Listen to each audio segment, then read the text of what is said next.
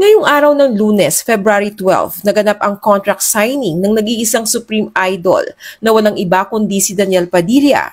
At talaga namang inabangan ito ng lahat ng kanyang mga tagahanga pati na rin ng kanyang mga bashers.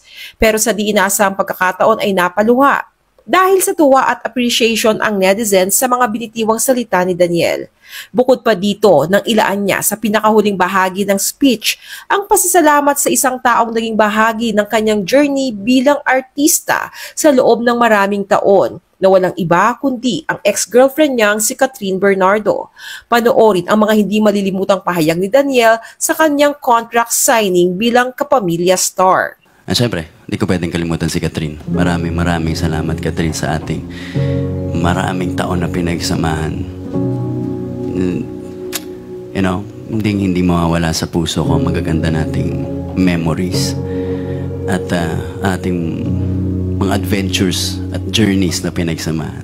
Thank you very much. Bago ito ay mararamdaman ng sincerity ni Daniel sa pasasalamat sa naging bahagi ng kanyang 15 years journey bilang artista. Katunayan ay may inihanda siyang mahabang listahan para wala siyang makalimutan na mahalagang tao na dapat pasalamatan. Kasama ni Daniel sa contract signing ang ina niyang si Carla Estrada at dumating din ang kapatid niyang si Maggie at pinsan na si Jordan.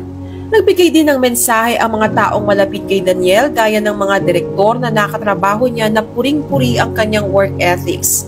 Proud naman sa kanya ang kanyang tito na si Senator Robin Padilla maging ang kanyang amang si Romel Padilla. Mensahe ni Daniel sa lahat.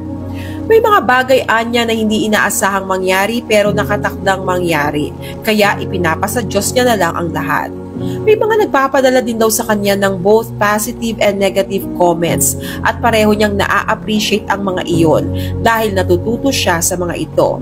It makes me human, ika nga ni Daniel. Sa mga pambabati ko sa kanya, ani Daniel masakit man pero totoo at sa mga positive messages na ipinapadala sa kanya, sobrang sarap daw sa puso ng mga iyon. Dagdag pa ni Daniel, I thought yung experiences ko sa buhay ay marami na pero talagang hindi natatapos ang learning. Ang knowledge hindi natatapos. Experiences in life. It brings you down and it brings you back up. Ganun talaga ang buhay. Kailangan nating tanggapin na may mga pangyayari na hindi man sang-ayon sa atin o hindi man natin gusto. Pero it was bound to happen, yung mga bagay. Ganun talaga. I think planado ng Diyos lahat ng bagay at sa Kanya ko na lang binibigay ang lahat.